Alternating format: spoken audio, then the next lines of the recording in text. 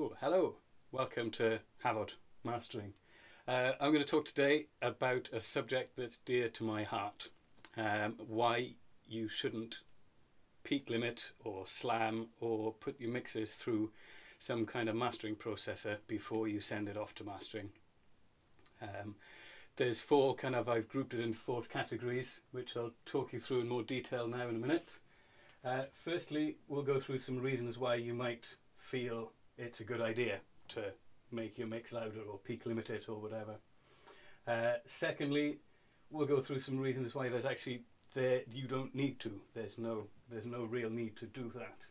Thirdly, if it is peak limited and it comes to mastering, bad things will happen.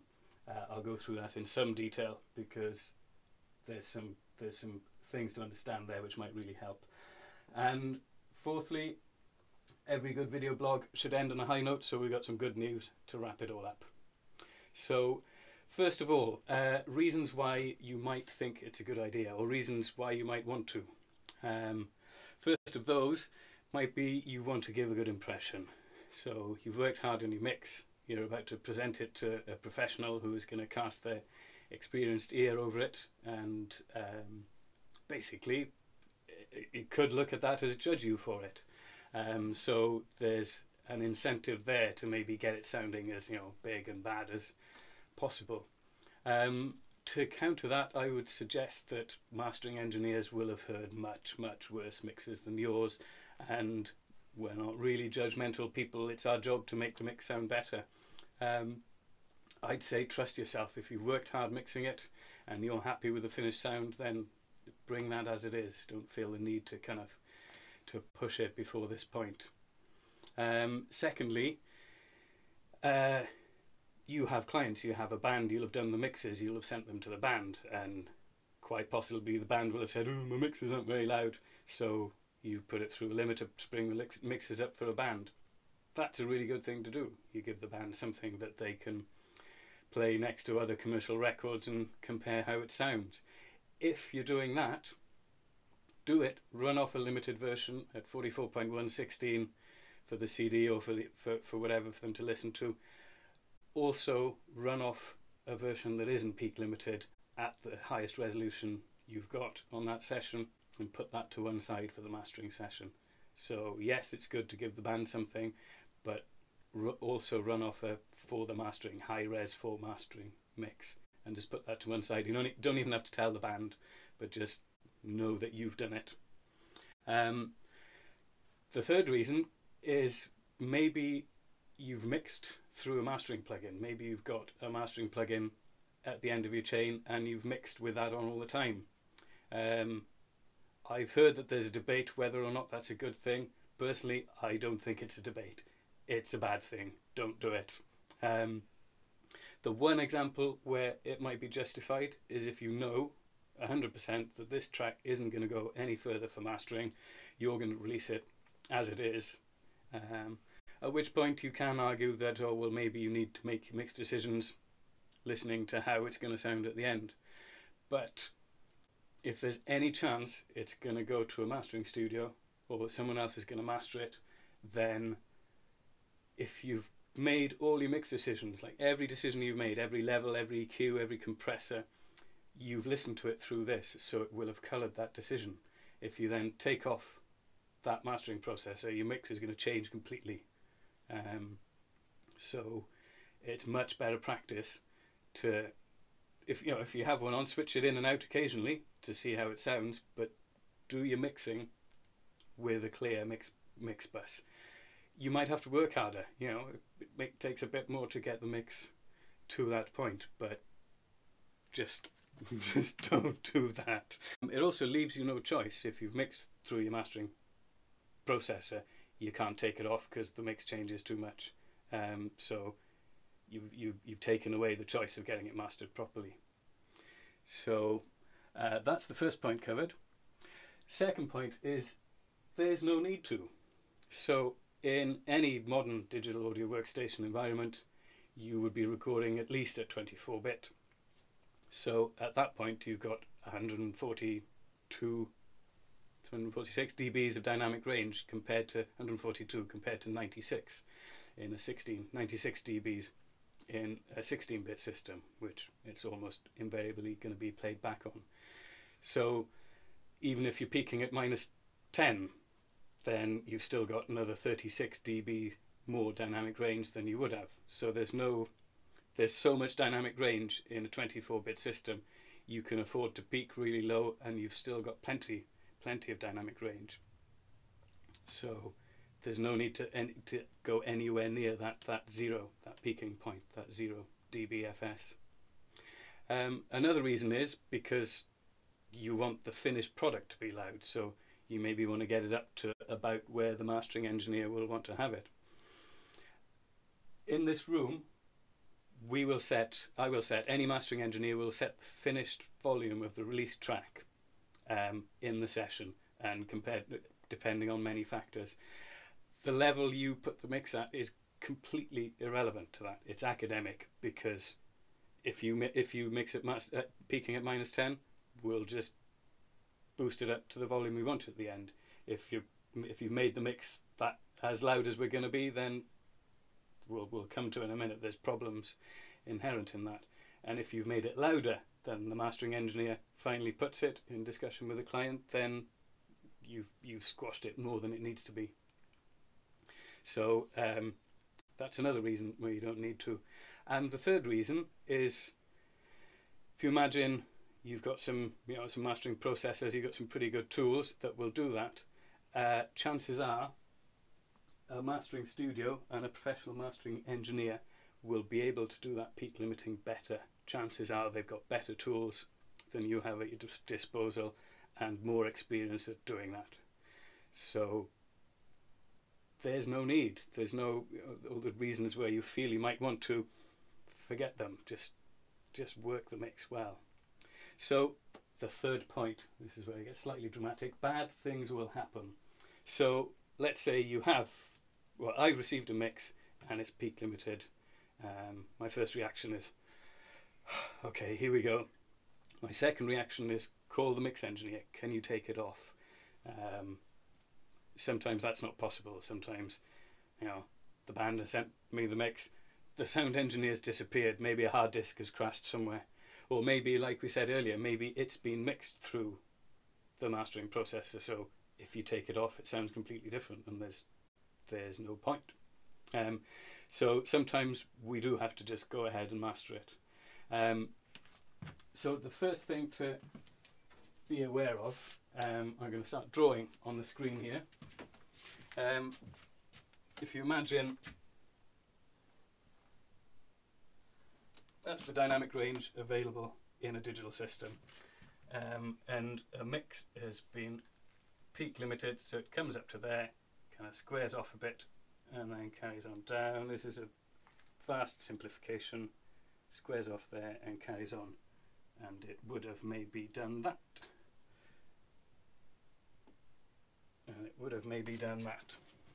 So that's probably been done by a very clever algorithm, and you can't hear that clipping. It's been done tastefully, the algorithms are good, so that's not necessarily a problem out there.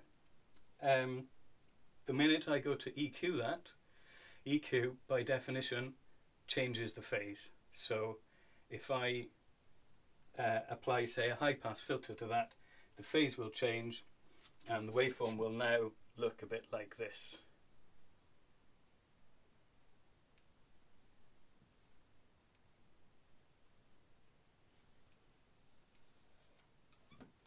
So two things have happened.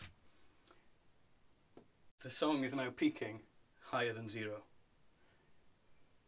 because we've shifted the phase, so the peaks are now higher than 0, or if I pull down the fader, it's quieter. And the second thing that's happened, this bit of clipping has now been thrown right back into the audible part of the the audio spectrum.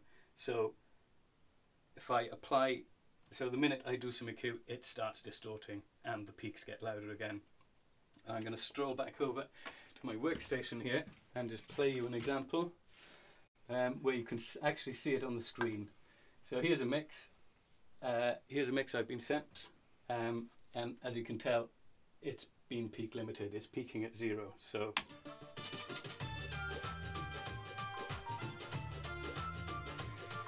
if we look at the meters here, it's peaking at -0.1. Ozone has it peaking at 0. I'm going to switch in a high pass filter at 30 Hz, something we quite often do if something's a bit too subby. So just high pass filter, and if you look at the meters, suddenly we're peaking at +2.5. It's gone 2.5 dBs, 3 dBs, 2.9 there. It's gone 3 dBs into the red. So those peaks have reappeared because it's been phase shifted. So you might say at that point, well, there are linear phase EQs out there. Why don't you do the EQing with linear phase? Well, yes, that's possible. But the linear phase EQ is maybe one in a dozen different EQ tools that we like to use. So if the only EQ I'm allowed to use at that point is the linear phase, completely restricted the choice of processing that we're able to do. So that really restricts what we're able to do with the track. The other thing that happens, just on a practical note, you have this track that's full and I'm trying to do various things. Oh, I think it sounds a bit harsh, I'll try putting in this processor, and the minute you switch it in, it just starts distorting. So you're trying lots of different things and they all just make it distort. It basically restricts hugely what we're able to do to it. Really, peak limiting should happen at the very last stage, actually the penultimate stage. The very last stage is sample rate conversion and getting the file to the right resolution. The last stage before that should be the peak limiting. So EQing and compression and all that nice subtle stuff, working the music, getting the shape of the sound right, that works much, much better when there's full dynamic range and I can change anything and there's room for it all to happen. If it's been peak limited already and I'm trying to do that nice subtle stuff, it just doesn't work. So and the final point is, if we can look back at the board again, so you've peak limited the track, you've obviously sacrificed some quality and some transients to get it up to full volume. You send it to us, we do a bit of whatever we need to make it sound nice. I then have to peak limit that again. So the 3 dBs that we saw appearing in volume, I've now got to peak limit that again. So essentially, it's had to be peak limited twice. So that's the opposite of what we want to do to make a track sound good. It's just, any transients that were left after you've peak limited it, we're probably going to get killed by the time I've peak limited it again. So yeah, it just really restricts. It just restricts what we're able to do and means that there are many, many compromises involved in mastering it. So so to the good news. There's always good news. We've established you don't have to. We've established that the reasons you thought they're not real reasons, so you can relax about all of that. The good news is that almost all the great records were mixed this way. Like anything pre-2000 will have been mixed. Just traditional mixing, making music sound good, bringing all these things together, has been done for 100 years now, just with all the dynamics intact. So all the records you love from back in the day, they will have been done like that. Chances are 90% of modern records will have been done like that, save maybe the 10% that are just done in Project Studios by one guy, and oh look, it's released and it's #1. Isn't that amazing that Project Studios can become #1? It is amazing.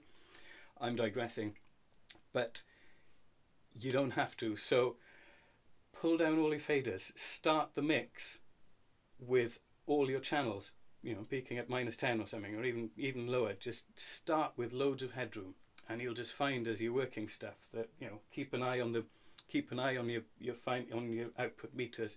Just make sure there's loads of room there. You might actually have to work harder to get your mix sounding right. Having a mix processor on the output is kind of a automatic forgiveness technique. Like, you can do all these things and like, oh, it still sounds great. Take it off. Those last changes you made might have made it sound worse, but this is kind of holding it together. So yeah, you might have to work harder, but it's good work. It's satisfying work. Just get in there, do mixing as it was intended. Like, work on the individual elements, blend them together, get it sounding good. Because if you can get a mix with dynamic range that sounds fantastic, then it'll go away to mastering and it'll come back sounding even better.